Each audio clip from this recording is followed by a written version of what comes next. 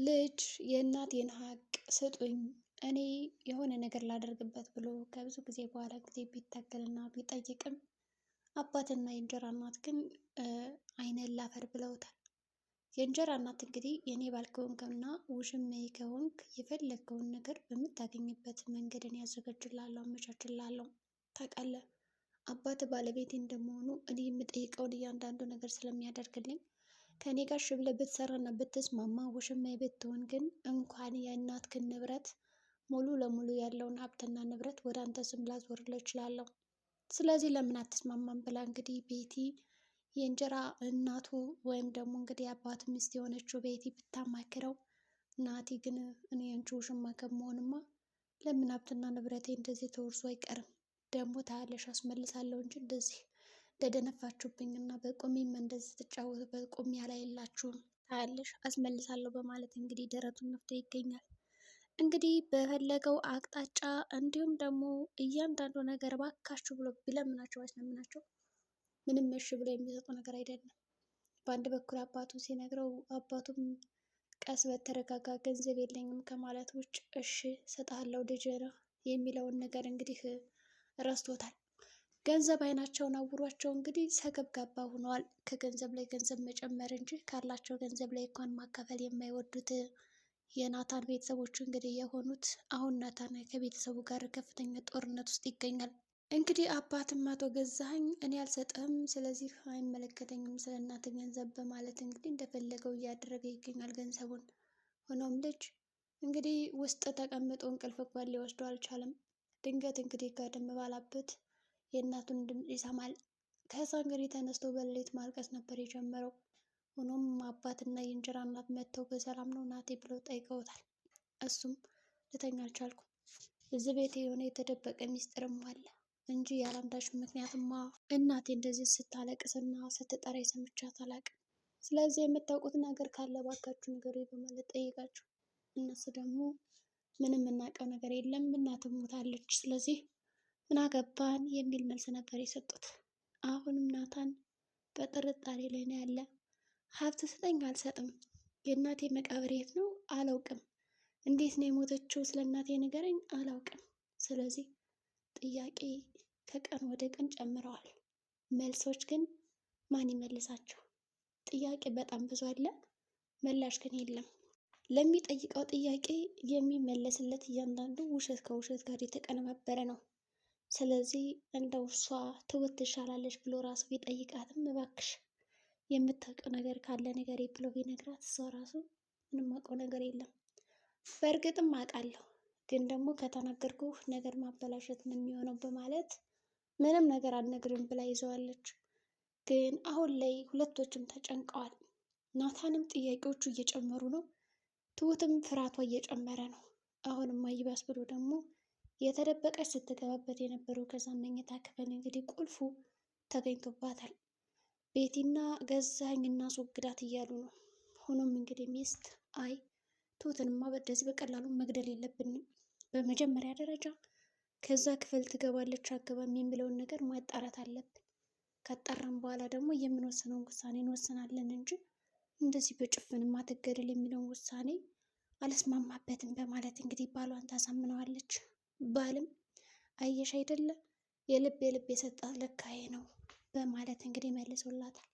ቤቲ አሁን ላይ እንግዲህ ትሁት እዛ ክፍል ትገባለች አገባም የሚለውን ለማረጋገጥ ካሜራ ደቅነዋል። ትሁትም ይህን ነገር አላወቀችም።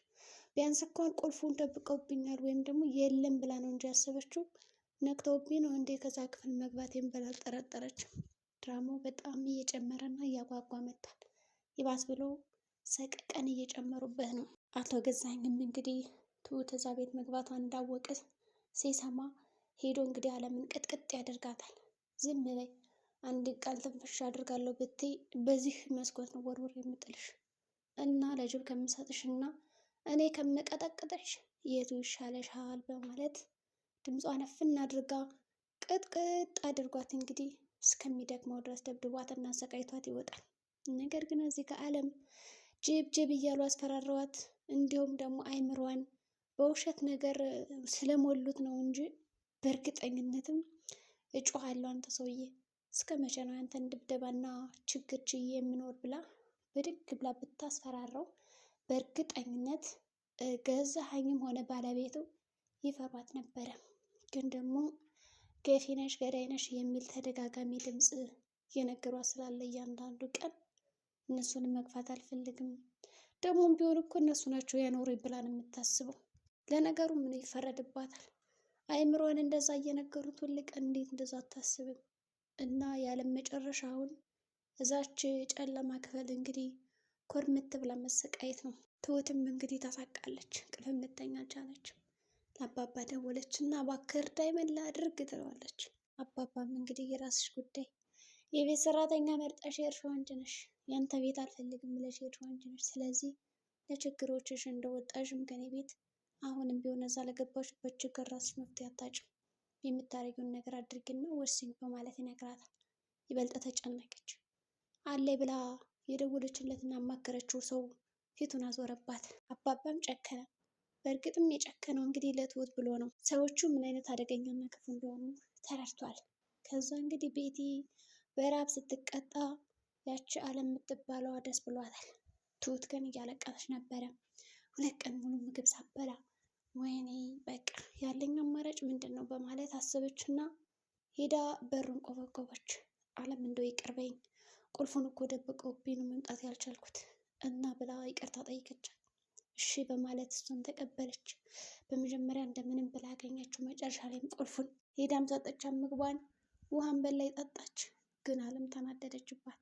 ሁለቶች እንዲጣሉ አደረጉ። የኔ ስለሚያስደስትሽ ከሆነ ተመልሰሽ አትምጭ አለቻት። እንዴት አለቻት። በቃ አትምጭ ብላ ደመደመች አለም።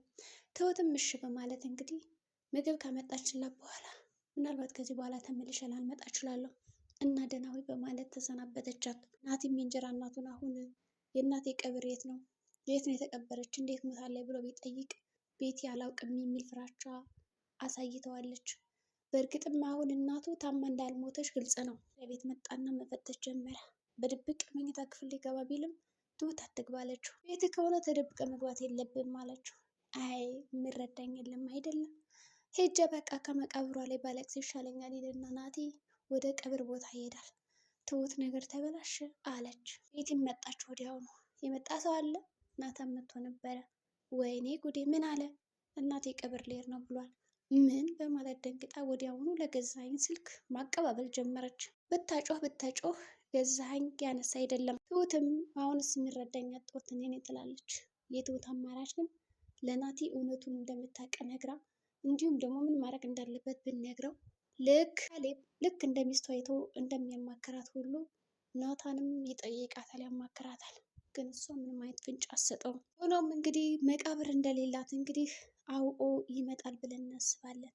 ናቲ በቀጣይ ምን ሊያደርግ ይችላል? መቃብሯን ያገኘዋል ወይስ ደግሞ ቀብርም እንደሌላት ነው የሚያውቀው?